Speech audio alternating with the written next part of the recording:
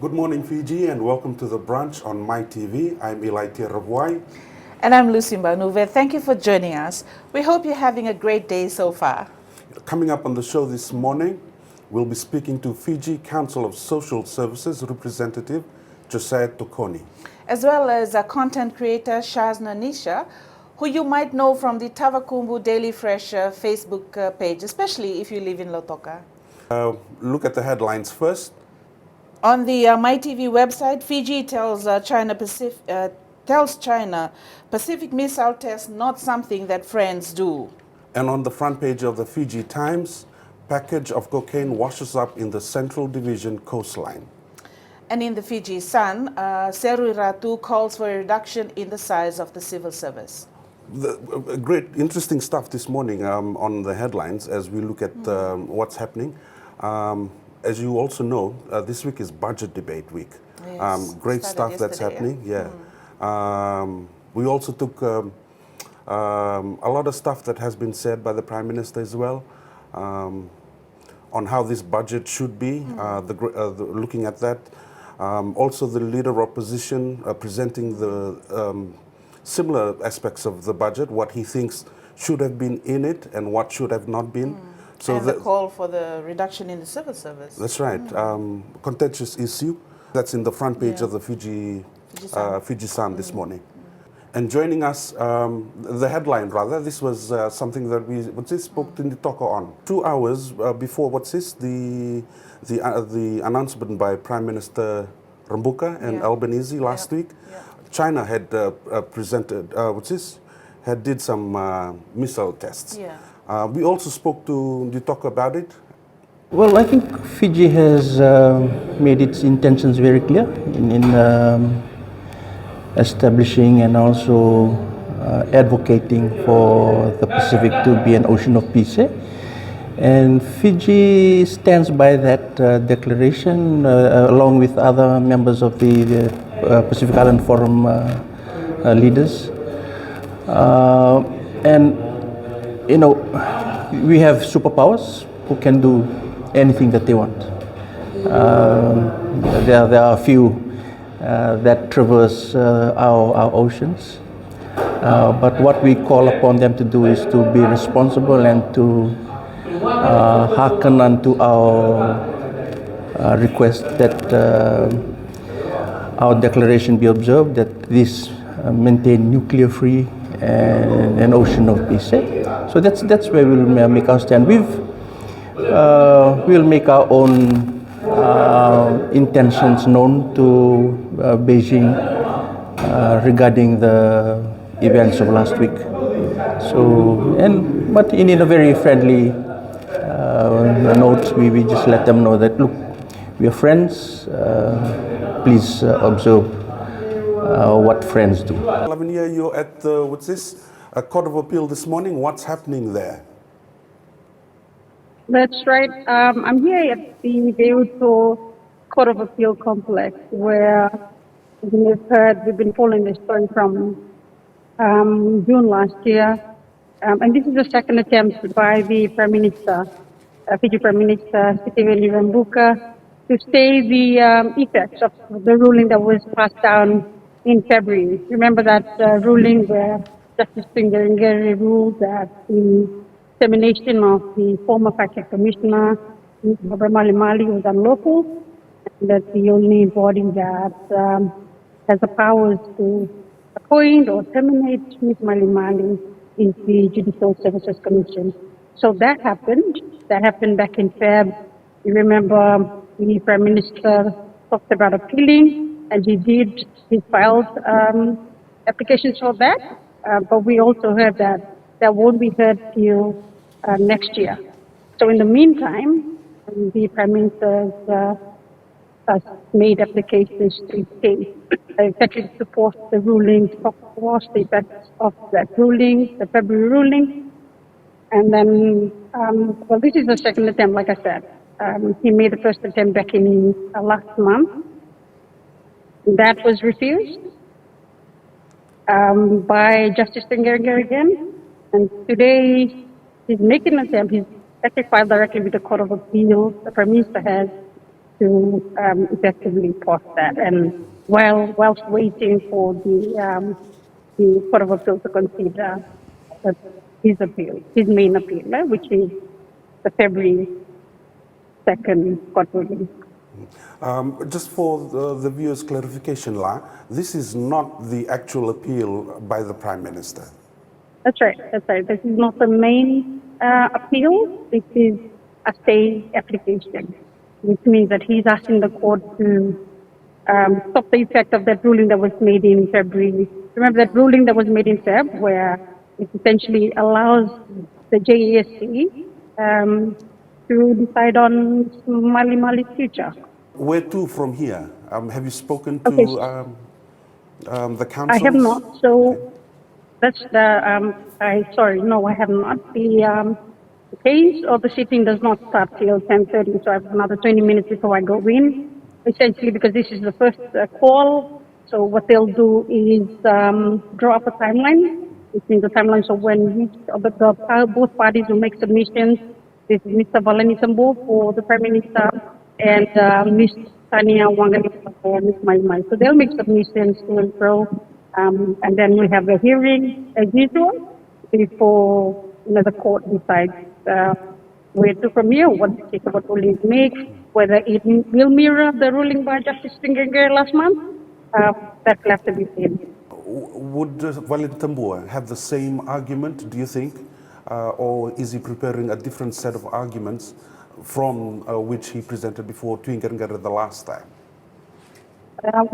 I have not spoken to Mr. Valenitambo yet.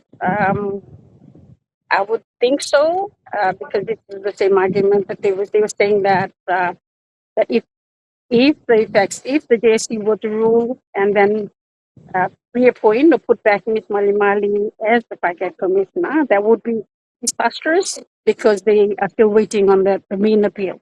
So if the main appeal overturns the decision, the February second court ruling, then they said that it might be disastrous. That's not the exact word, but it'll have its consequences. You will have more on that on the MaiTV website, Lion Inaka. Thank you. Nakala. What do you think of that, the whole debacle, the Prime Minister trying to stay the application, apply for it again? I mean, when Justice Twingerngere made his ruling, I think that was something that the government didn't expect. That's right. The Prime Minister didn't expect, which rendered his response the way he responded back then. And a lot of people, political analysts, people, they were just saying yet another long drawn out case, that we're going to be having now, and now this stay application by the Prime Minister, like what's going to happen after this? Something that was curious to me, though, we had been asking Simeon Valenitambo, the council that's representing the Prime Minister. He never gave us any indication as to what was going to happen. Yeah. But we caught it on the cause list in the Court of Appeal. Something very fishy must be happening. Why not just talk about it like a normal, it seems, I don't know, there was a comment this morning that said flying under the radar, because that's how it's going to come out if, like you said, you found it on the cause list. You don't find these court cases until you do that. But then this is such a high profile case, and it'll involve public finances, public money. It should just, that's what I reckon. Should just be one of the things that a lawyer like Valenitambo could easily talk to us about. That's right. We'll head into a break, and then we'll come back and join in studio by Josaia Tokoni from the Fiji Council of Social Services to discuss the 2026-2027 budget.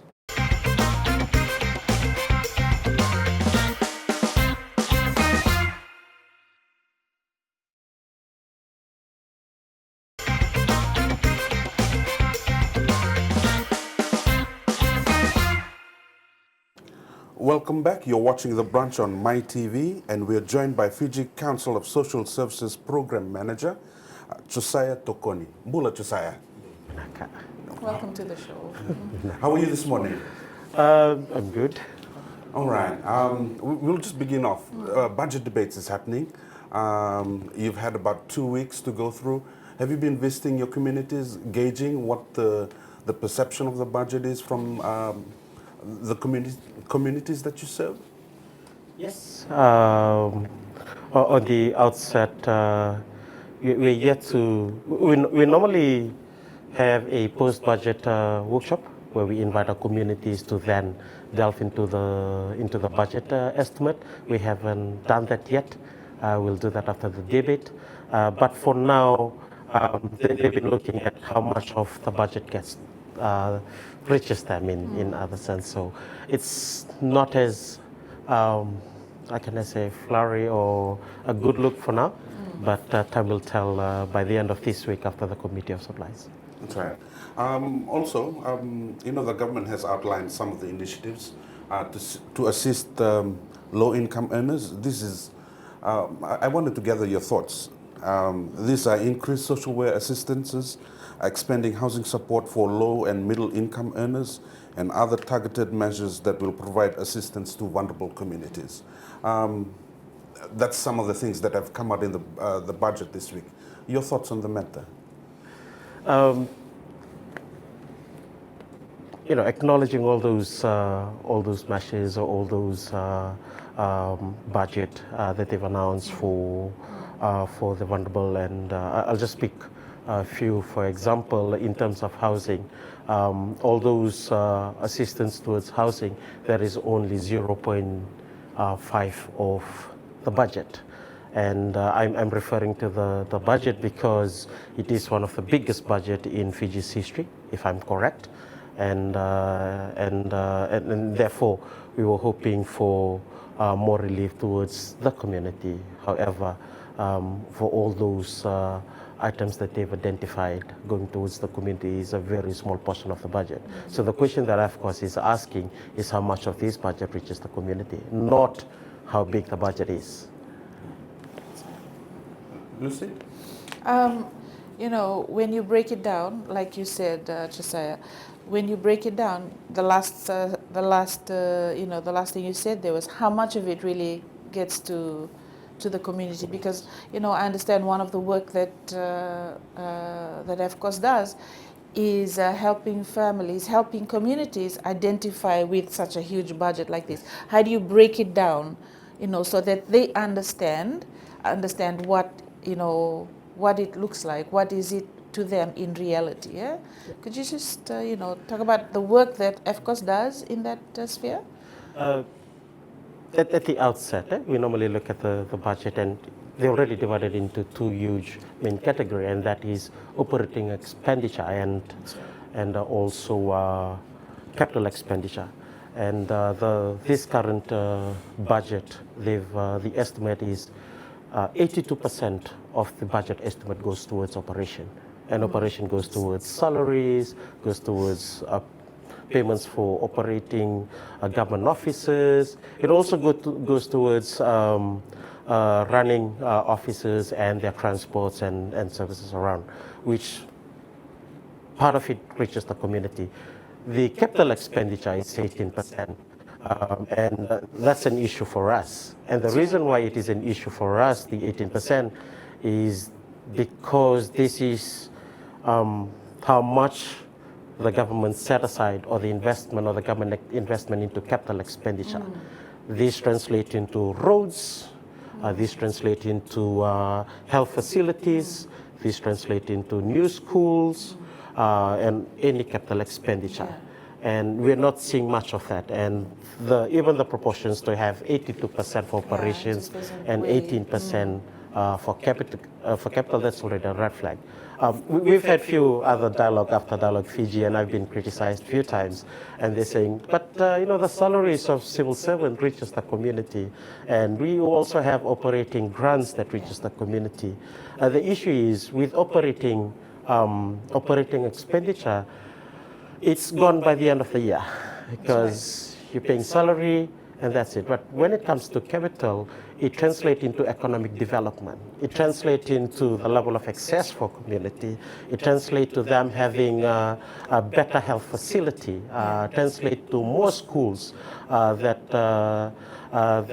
provide quality educations. Yes, we can increase salaries of teachers. We can increase salaries of health workers, but the facilities remain a biggest issue in most of the communities that we go to, and even just a walk up the road to CWM, I don't have to say much about that. You know, like the recent town halls, the Fijian Media Association's town halls brought that up. And we talked about this at the last, on the last show, but, this is a glaring sort of thing that is right there in the communities. Levuka, without ambulance service, without an x-ray. Same thing with Corvo, there's no, they have the machine, there's no, imaging technician. And that's just two. And then in an interview with MaiTV last week, the health minister said that these incidents, these issues are not isolated to, so, when you talk about an 80%, it just looks operational heavy, this budget, or what has the FCOSS, what is the FCOSS's view? It is operational heavy, and we felt that it's a little bit unfair to the community. We've once called for a 14% cap on operation expenditure in our constitution submission, and that was because we would like to see most of the government budget to be translated into economic development, to be translated into economic infrastructure that allow great access and agencies for communities. And I've also been criticized, and even during the dialogue with Fiji and other instances, I've been hearing about fiscal discipline. How do we translate this, or how do we explain this to our communities? We are yet to find the right term, but for now, what I'm telling the community is that in every tax dollar you pay, you can go to the supermarket, you keep all your receipts, and you calculate all the tax that you paid out of VAT. Every tax dollar you pay, 82% goes towards operation and 18% goes towards economic development. That's where we stand right now. It could change by the end of this week, but as of now, it's 82% versus 12% towards economic development that lasts a generation. I mean, it's optimistic of you to say it could change, because it won't really. Wouldn't you say so, to say? Well, with experience, it hardly changes after it's been estimated, but we can always be hopeful. They're doing the budget debate now. It will end with a committee of supplies before the consequential bill, but we hope that there might be some changes, and there's still hope, as I've said. We'll continue this discussion after this short break. Stay with us.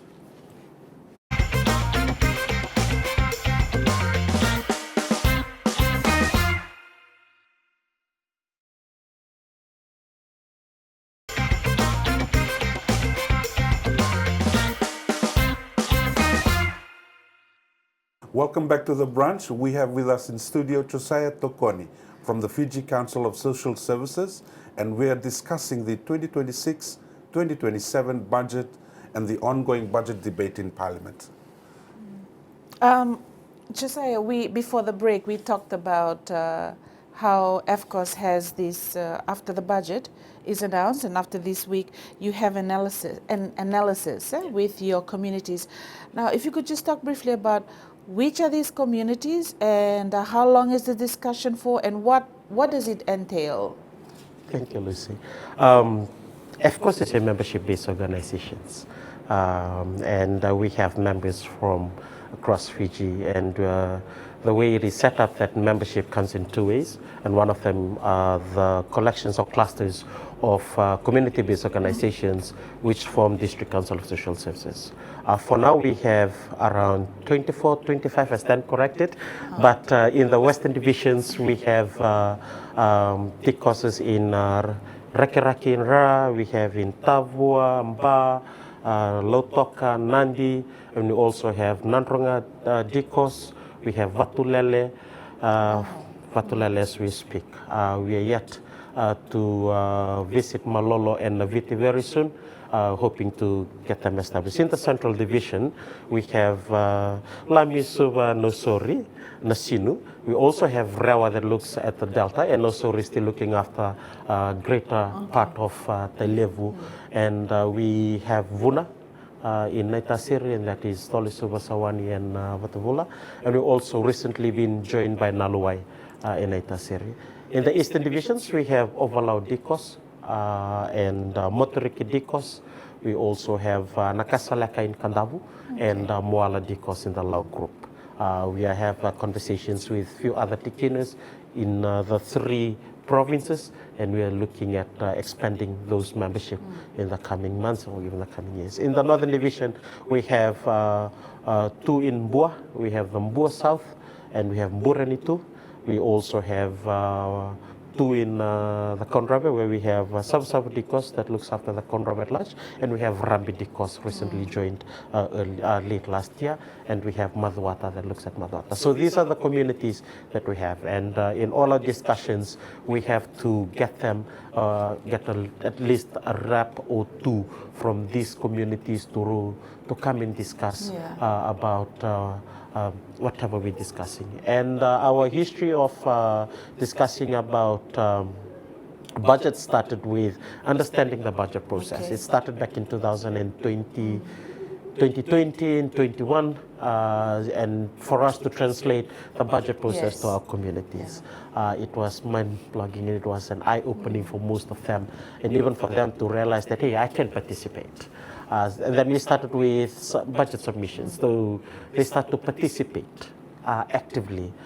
We started with collective national budget submissions, and then we invited our divisional commissioners, respective divisional commissioners, to be part. And then right now, as we speak, most of them have identified that instead of, in addition to making national budget submission, they're also visiting the government offices at the subnational level, where they're talking about development, where they're talking about their needs, and that translates to budget submission as well. And in addition to participate in budget formulation exercise, we normally analyze the budget. I wish I brought the budget estimate. It's quite a thick book, and there's no pictures, and they're all numbers, and I think it's 9 font, and nobody wants to read it. So it was a struggle for us to entice them to start reading the budget book. So right now, most of them are expert, I could say, because they start to now talk about how much goes to this particular ministry, and even further how much is allocated for these particular projects. Because I think it's important, like, that the grassroots people, the people in the communities, understand all those figures. You know that everyone in, the minister floods out in Parliament, and you see it in the media, these big figures, but for the people in the villages, in the communities, in the rural area to fully understand. So, that's a really important work that you're doing in breaking it down for the everyday person to understand. It's not a done deal now. When we started as well in 2021, we started to publish what we call the Citizen Budget Guide. So it helped the greater public to understand the budget processes, understand how much of it goes to which ministry, and how much of it as well reaches them. And we started in 2021, 22, and before the government takes on. And right now, the government publishes Citizen Budget Guide, and that's something that we can look forward to. And this year, a brief discussions with the budget, with the Ministry of Finance staff, they said, "Oh, we're looking at having a virtual version instead of a printed version." And even that, most of our communities, most of the time when we approach government ministries, it's available on our website. So our job is try to demystify and simplify those resources that are available on website to what it really means. Josaia, during the Dialogue Fiji post-budget, something that was asked of you, and I wanted to pick your brain on this, on the imbalance in social protection. The moderator had asked, whether this had struck the right balance between economic growth and, social protection. And your answer was blatantly no. Why? if I don't know how to put it into proper words, but everything else increases, grow, or everything else is growing, includes cost of living, cost of fuel and everything in the supermarket. I still remember my mom saying, because I grew up in Kandavu, and when we come to Suva, we can spend $100 and then you fill a whole tray or a whole trolley. And now that $100 may just fill a small basket, or even not even the whole basket. So it shows how much the cost of living have grown. And we also look at inflation rate and all those. We have to acknowledge that, yes, there have also been increase in minimum wage. But all these increases are not fitting into that basket or trolley that our mothers spend when they go. And then we look at the social protection budget that they have. It's ongoing discussions, even with civil society, on how do we ensure that they receive enough. However, those assistance from government were not meant to meet all the expenses, but just a few, or the essential expenditure that they need. And then when we look at that and then we pick that, I've talked about 0.5% to housing, but if you look at the commitment of government towards social protections, for the previous year it has been stagnant at 4.5, and this year it has reduced to 4.3 of the bigger budget. And that speaks volume of how much you committed to. It can be like a household, and you have to prioritize your budget. So whichever is on the top is what you put most of your money in. And with that in mind, the 4.3% of the 4.8 billion towards social protection, and then we look at the economic development side, which is the 18% out of the 100%. So it's still a no for us. We are adamant about that. Yes, they can talk about service delivery, and maybe I can also share that even the service delivery from government offices, we've received a little bit of feedbacks from everywhere. We have to step in at some point due to service delivery, and then translate into social protection as well. When we have grandmothers, when we have elderly, when we have mothers who travel so far to come for social services, and then they have to sit for longer hours just to be served. And that also translates to social protection. What are we doing about that? And the commitment of any government can be seen in their budget on how much is committed where and how much is committed elsewhere. And only then we can say how much government is committed towards social protections for its people, the vulnerable community, and also the economic development that ensure a greater access and agencies for communities. But realistically, Josaia, one would think that government can only do so much. The message that FCOSS is telling communities, what can they do, to at least sustain them with whatever assistance the government is already providing? Is that something that FCOSS is looking at also? Yes, we're looking at how do we cushion that. The government can, we also agree with the government that they can only do so much. And that goes back to their priorities. What are they prioritizing at the end of the day? And we're also looking at, I've been told that, this is a fiscal discipline exercise. But how do you explain fiscal discipline to a mother who is struggling to put food on the table, to a parent who is struggling to send their children daily to school when the roads are flooded? And, how do we translate that? I want to borrow a term or phrase from MaiTV, right? Something is missing. Yes, we can talk about fiscal discipline, we can talk about how we cushion it, but it also have to translate into how much of the priority. There are other areas in which they've increased. Salary and wages of civil servant increases. They talk about a reduction, 10% reductions, but the 10% reduction in operating expenditure is really to operating grants and transfer. And that is the operating grants that goes to public agencies that serves the people as well. So we're not seeing where this meets, they're not correlating, they're not matching up. But it's our duty to continue to advocate. But for the government side, at the end of the day, I'll borrow from our executive director and the executive director of Piango in saying that follow the money, and that's how you know the government's priority. And at the end of the day, it's the public funds. It's the people's money. The government can decide on how they spend it, but at the end of the day, it's the people's money that they have to manage. Lusi? No. Thank you so much, Josaia, for that. You know, you talked about follow the money, and what are some concerns that have come from your communities, you know, towards the budget? Like when it was first read, has the FCOSS Secretariat received any, you know, calls or discussions about what will this look like for their communities? We've received some criticism and some critics, and it goes back to the increase in cost of living, compared to the amount that is allocated towards community development, and one of the things that we've been criticized is there's no new roads that are going to be built. There's no new infrastructure.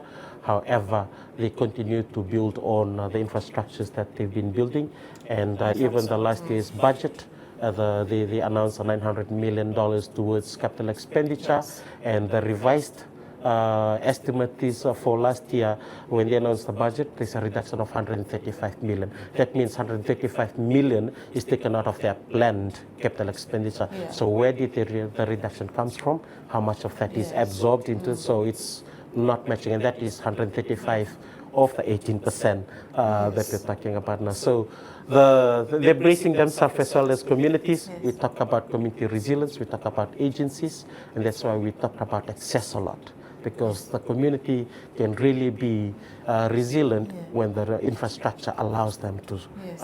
It's when not they have access to services that rightfully should be made available to them. I'd like to thank you, Josaia, for being with us this morning. Do you have any final message before we go to the break? Maybe to the families, and it's not going to get any easier, and we have to grab the bull by the horn that yes, our debt level is still increasing. Some of the politicians are going to use that, but at the end of the day, every dollar that you spend contributes to what the government manages. And at the end of the day, the government budget is funded by taxpayers. Whether you live in remote communities or you live in cities, we all pay taxes through VAT, and that gives us the right to speak up. So speak up and show up if you have to, and I wish there's more town hall. If there's any more town hall, show up and raise your voices, because you have every right to do that. Thank you, Josaia. Stay with us. The brunch will be right back.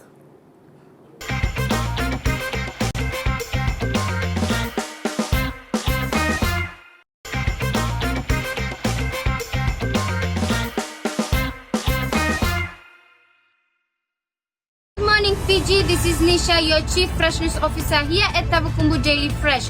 I'm happy to announce that we have officially stocked up our veggies for today. And for today's report and price list, let's head over to our field reporter, Lenny. Lenny, what's fresh today? Thank you, Chief Nisha. Let's head off to our veggies list for today. Right. We have here Bora going for $5, and here are 6-7 long beans. One is $7 and $6. And you have our pink pangans going for $5, and Bayer only for $3. And you have our ginger and chili, $2 each. And our tomatoes here, big red tomatoes, going for $5. And our bindi here going for $4. And our cabbage only for $2. And our big good looking pumpkin here, also we have our mandala over here going for $35. And here we have our jackfruit for $8. And here we have our garlic here only for $1.50. Oh yeah, great, look at this nice looking dalo already packed only for $5. And here we have our dania, one is for $3 and $5. And here we have our sasa, good looking sasa, going for $7. Thank you, Chief Nisha. Heading back to you. Thank you, Lenny. You heard it first right here on TDF News. Come on down to Tavakumu Satellite Market here at store number 32 for your fresh veggies. Wishing you all a happy and veggie-filled Sunday. Thank you and see you soon. Good morning, Fiji. Welcome back to the brunch on MaiTV. That was TikTok video you saw was just the content creator, Shazna Nisha, a 22-year-old from Valley Road, Singatoka, currently living in Lautoka with her mom while pursuing a Bachelor of Commerce degree. She uses her talent and platform to market her family business, the Tavakumbu Daily Fresh, which is stall 32 at the Tavakumbu Satellite Market. And like we're fortunate this morning to have the amazing Shazna join us live from Lautoka now. Good morning, Shazna, and thank you for joining us on the brunch this morning. Thank you so much.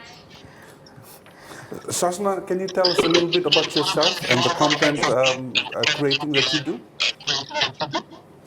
Okay, so my name is Shazna Nisha. I'm all the way from Singatoka Valley Road.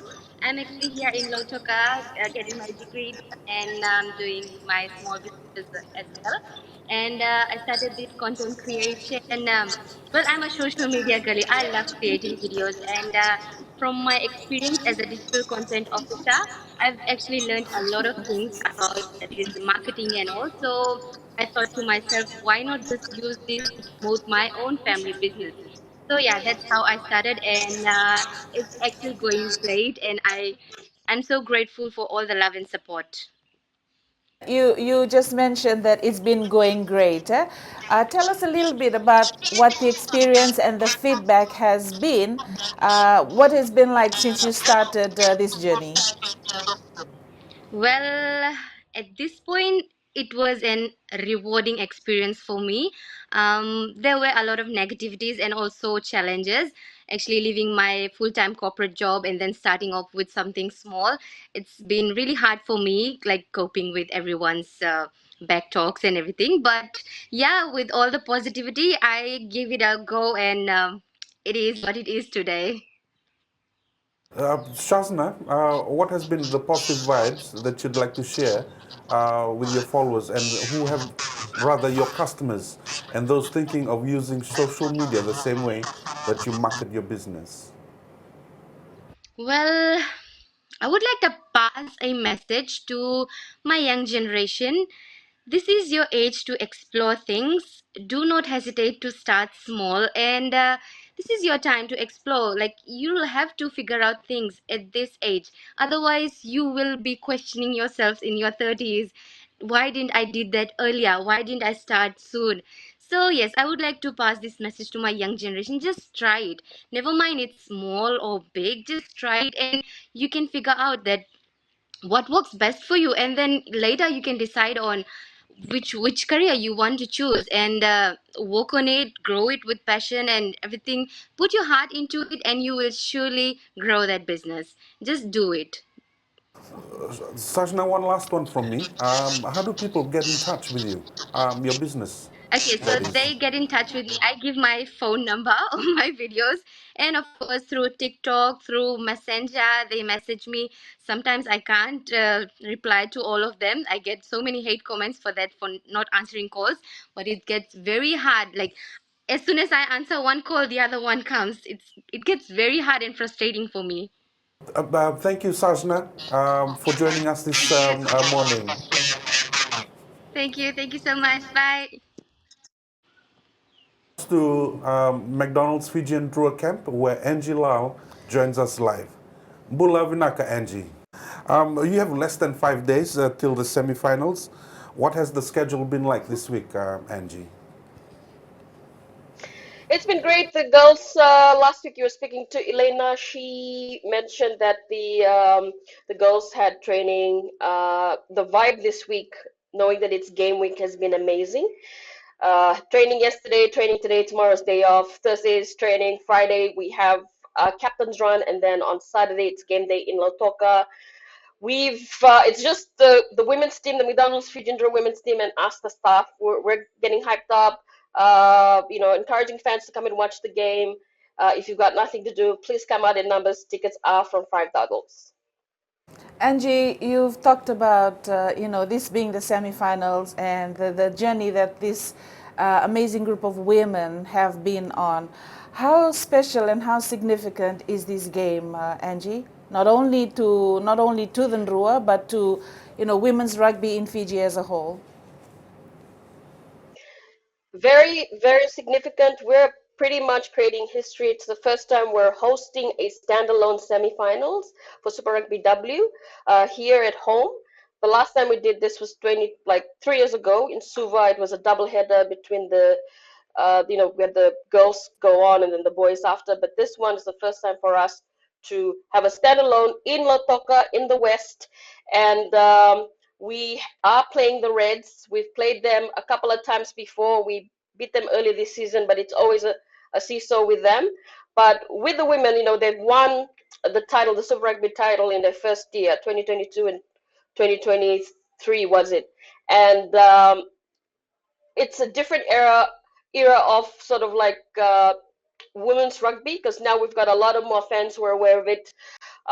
Everyone's aware about Super Rugby W in Fiji and in Australia and New Zealand. And the best thing is, when the women win this, the semi-finals, it means for us, next week we get to host a grand final, and that'll be the first time for us to host a Super Rugby W grand final in Fiji here at home.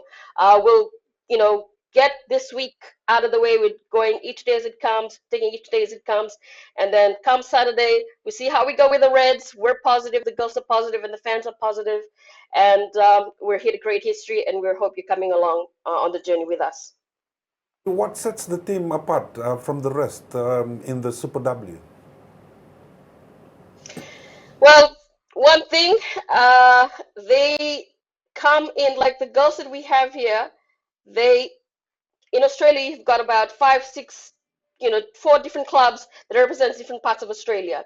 We have the one club here in Fiji, Super Rugby W Club, and we've got girls who've traveled as far as the north, who've come in from Nadronga, who've come in from Yasawa, come in from the Ba area, the Raki area, from Kandavu, who've traveled far, tried their hand in playing rugby. Some of them have come in from athletics, some of them have come in from netball, some of them come in to play without the support of their close ones from home. They're doing this because they love the game, and if that's the one reason that gets you to come and watch them, then why not?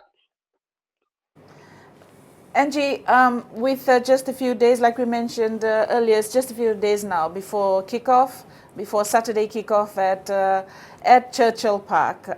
Where talking about tickets now, where can fans get tickets if they don't already know where to get it? Sure. One thing with us, tickets are quite cheap, $5 flat rate for the grass. We've got $10 for all the stands. That's the timber stand, the white stand, and also the gold and silver stands. For the concrete, we've got tickets from $15, and that's about it, $5, $10, $15, and you can get them online at Drua.rugby. Just follow the prompts. You can pay via M-Pesa, or you can use your debit or credit card. The other option is going to Jack's of Fiji, the nearest store close to you. You can get that over the counter. You can also get them at Prouds Fiji, Shop and Save supermarkets, as well as Lautoka City Council. The thing is, on game day itself, we have an announcement that we'll talk about tomorrow, but since I'm here with you, I'll probably talk about it now. We're actually inviting Natambua High School and Jasper Williams High School. They've got a Ravuwai competition that's going on, and we've invited them to come and be the curtain raiser at this match. So that match starts off at 10 a.m. Gates open at 9:30. We've got our kickoff at 1:05. The first 500 fans get a free flag, thanks to the guys at Punjas. McDonald's is giving out some nice McDonald's Draw Cup for the first 200 fans. We've got Jacks of Fiji giving out $250 shopping voucher. We also have to one lucky fan, and we also have Tano giving out T-shirts. It's a lot of fun, and the weather in the West is amazing. This time of the day, I know everyone's cold. We're waking up to 15 degrees and all that, but at 1:05 p.m. it is perfect. The weather is perfect. So if you've got nothing to do on Saturday, bring the kids, bring your daughters, bring the girls, bring your staff, come and support the girls. We're looking forward to it, and it'll be an amazing day. We promise you that. Thank you so much, Angie. Thank you so much for that. And you know what? We'll see you on Saturday. All the best to the girls. Nice. Naka, see you. Thank you so much for having me. And now I'll look at our poll question. Should sugarcane farmers boycott or take their canes to the mill?